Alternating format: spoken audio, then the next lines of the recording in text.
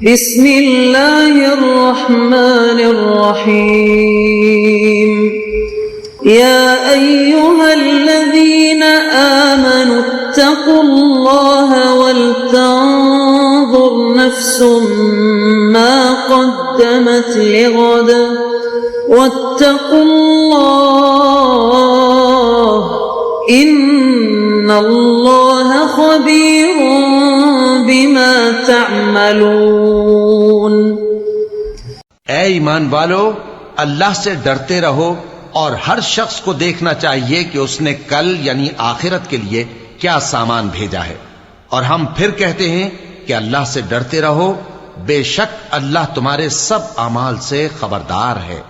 بسم اللہ الرحمن الرحیم، الحمد للہ رب العالمین، والصلاة والسلام على اشرف الانبیاء والمرسلین وعلى آلہ واصحابہ اجمعین ومن تبعہم بإحسان الى یوم الدین۔ قابل صد احترام حضرات شائقین و شائقات سچا پیغام، السلام علیکم ورحمۃ اللہ وبرکاتہ۔ آج کی محفل میراث النبی کے نورانی پروگرام میں آپ کا استقبال ہے۔ اہلا و سہلا مرحبا۔ ہم آپ تمام حضرات و مستورات کا خیر مقدم کرتے ہیں۔ محترم حضرات و خواتین، تعلیم کا آغاز ہو رہا ہے۔ سب سے پہلے آداب تعلیم کا لحاظ کرتے ہوئے تعلیم کی طرف متوجہ ہو جائیں۔ پورے دھیان سے سننا، عمل کی نیت سے سننا اور تبلیغ کی نیت سے سننا، یعنی سنی ہوئی باتیں دوسروں تک پہنچانے کے جذبے سے سننا چند خاص آداب تعلیم ہیں۔ امید ہے کہ آپ حضرات ان آداب کا ضرور خیال رکھیں گے۔ جزاکم اللہ۔ بسم اللہ الرحمن الرحیم۔ حضرت براء ابن عازب رضی اللہ عنہ سے روایت ہے، وہ رسول اللہ صلی اللہ علیہ وسلم سے روایت کرتے ہیں کہ آپ صلی اللہ علیہ وسلم نے ایک سلسلہ کلام میں مردے کے سوال اور جواب اور عالم برزخ یعنی قبر کے ثواب اور عذاب کا تذکرہ کرتے ہوئے فرمایا کہ اللہ کا مومن بندہ اس دنیا سے منتقل ہو کر جب عالم برزخ میں پہنچتا ہے، یعنی قبر میں دفن کر دیا جاتا ہے، تو اس کے پاس اللہ کے دو فرشتے آتے ہیں۔ وہ اس کو بٹھاتے ہیں، پھر اس سے پوچھتے ہیں کہ تیرا رب کون ہے؟ وہ کہتا ہے کہ میرا رب اللہ ہے۔ پھر پوچھتے ہیں کہ تیرا دین کیا ہے؟ وہ کہتا ہے کہ میرا دین اسلام ہے۔ پھر پوچھتے ہیں کہ یہ آدمی جو تمہارے اندر نبی کی حیثیت سے کھڑا کیا گیا تھا، یعنی حضرت محمد صلی اللہ علیہ وسلم، ان کے بارے میں تمہارا کیا خیال ہے؟ وہ کہتا ہے وہ اللہ کے سچے رسول ہیں۔ وہ فرشتے کہتے ہیں کہ تمہیں یہ بات کس نے بتائی، یعنی ان کے رسول ہونے کا علم کس ذریعے سے ہوا؟ وہ کہتا ہے کہ میں نے اللہ کی کتاب پڑھی، اس نے مجھے بتلایا کہ اللہ کے رسول ہیں، تو میں ایمان لایا اور میں نے ان کی تصدیق کی۔ رسول اللہ صلی اللہ علیہ وسلم فرماتے ہیں مومن بندے کا یہی جواب ہے، جس کے متعلق قرآن مجید میں اللہ تعالیٰ کا ارشاد ہے، یثبت اللہ الذین آمنوا بالقول الثابت فی الحیاۃ الدنیا وفی الآخرہ۔ کفارہ مجلس کی دعا پڑھ لیجئے۔ سبحانک اللہم وبحمدک، اشہد ان لا الہ الا انت، استغفرک واتوب الیک۔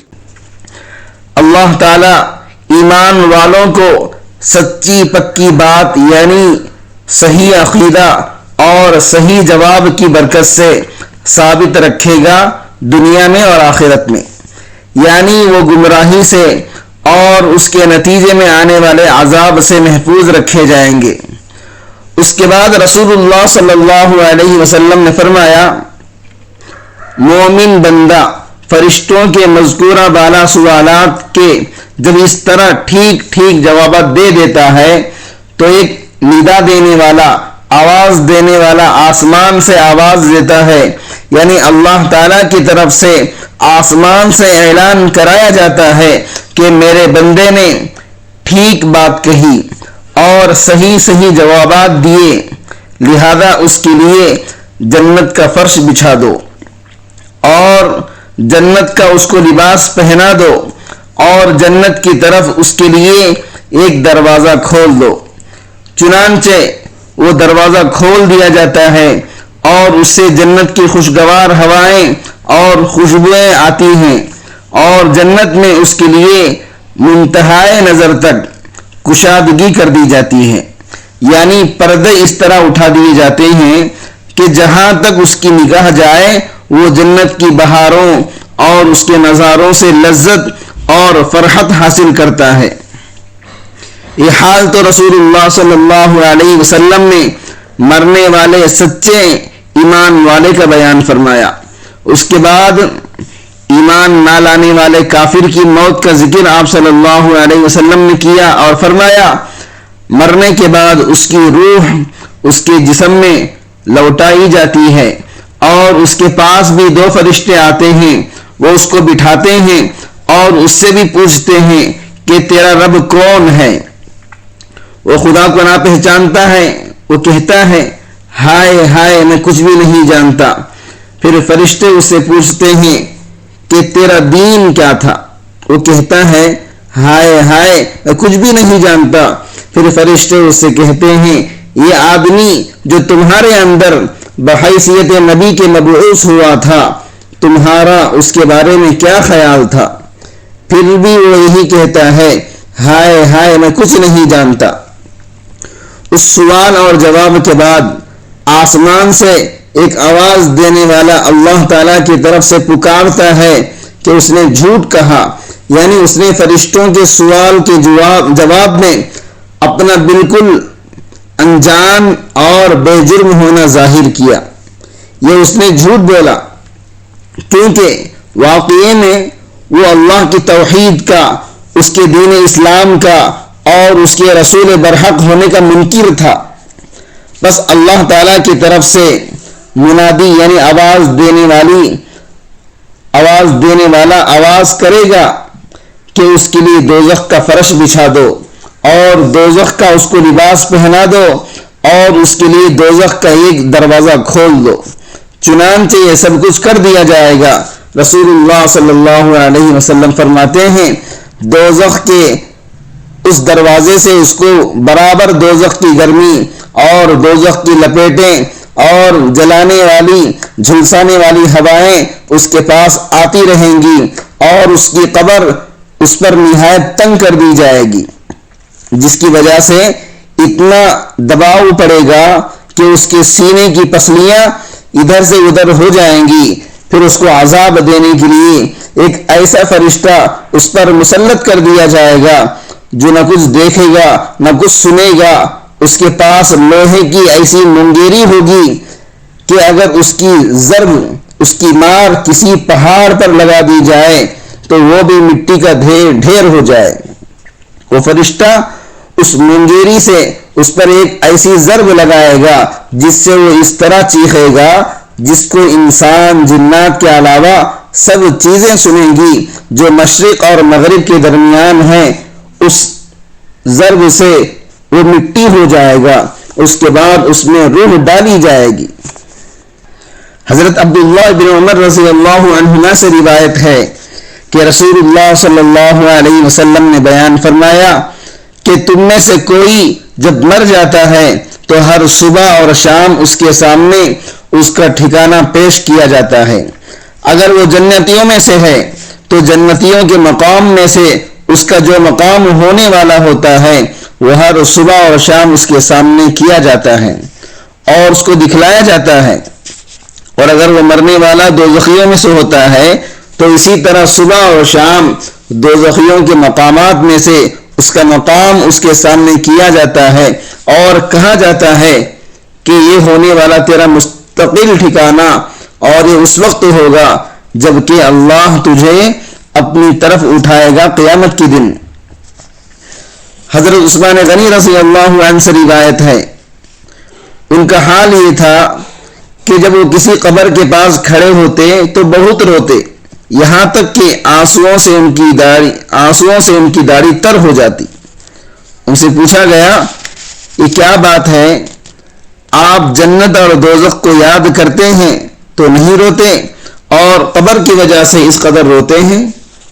آپ نے جواب دیا، رسول اللہ صلی اللہ علیہ وسلم فرماتے تھے کہ قبر آخرت کی منزلوں میں سے پہلی منزل ہے، پس اگر بندہ اس سے نجات پا گیا تو آگے کی منزلیں اس سے زیادہ آسان ہیں، اور اگر قبر کی منزل سے بندہ نجات نہ پا سکا تو اس کے بعد کی منزلیں اس سے اور زیادہ سخت اور کٹھن ہیں۔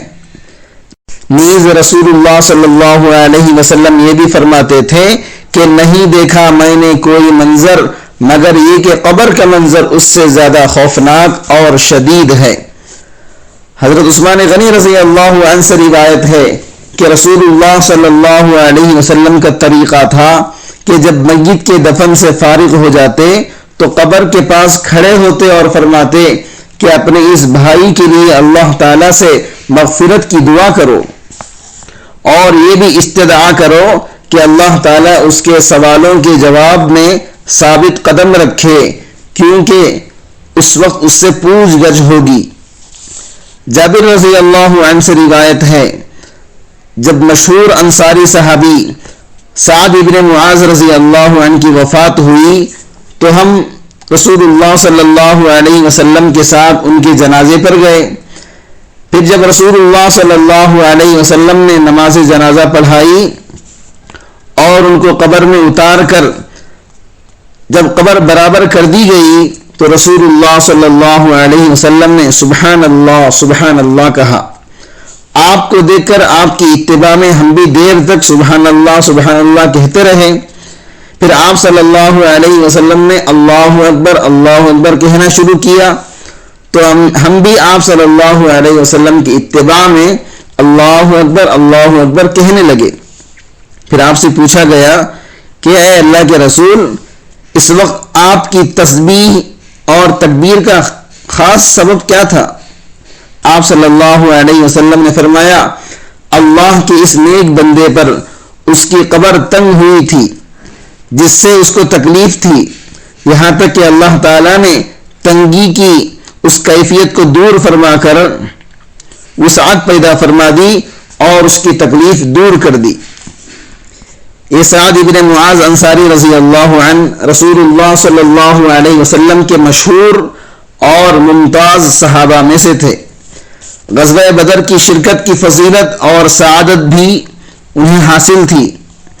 سن 5 ہجری میں ان کا انتقال ہوا۔ ایک دوسری حدیث میں ہے کہ حضور صلی اللہ علیہ وسلم نے ان کے بارے میں فرمایا 70,000 فرشتوں نے ان کے جنازے میں شرکت کی اور آسمان کے دروازے ان کے لیے کھولے گئے، باوجود اس کے قبر کی تنگی کی تکلیف سے ان کو بھی واسطہ پڑا، اگرچہ فوراً ہی وہ اٹھا لی گئی۔